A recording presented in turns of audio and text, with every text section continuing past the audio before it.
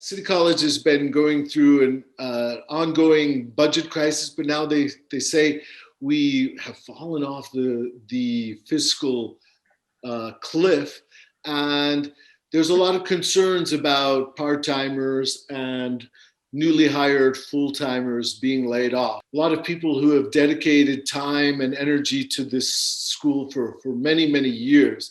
I want to say that many of these part-timers and newly hired full-timers represent a little bit more of a diverse crowd, and also people who have put a little extra effort into equity movements, equity education, equity changes.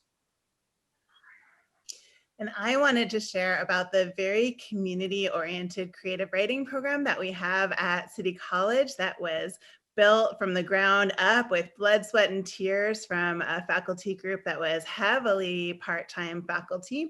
Those also tend to be represented in creative writing because they want to write part-time and teach part-time. So when we lose part-time faculty or are newly hired, we're losing some of these important contributors to the creative writing program.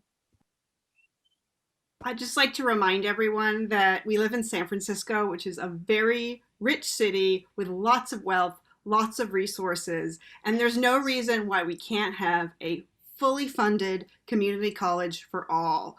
All students should be able to access the classes they want and need. They should be able to access their instructors so they can develop meaningful educational relationships. And a lot of students at City College, it's their second chance or their only chance. So we really need to preserve the amazing college we have.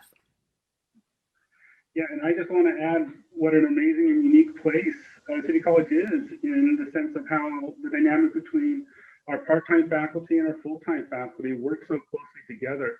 As one of the things that really struck me when I got to City College was how well I was received as a part-timer and how much part-timers had influence into the business that we do and what we discuss in our meetings in our department.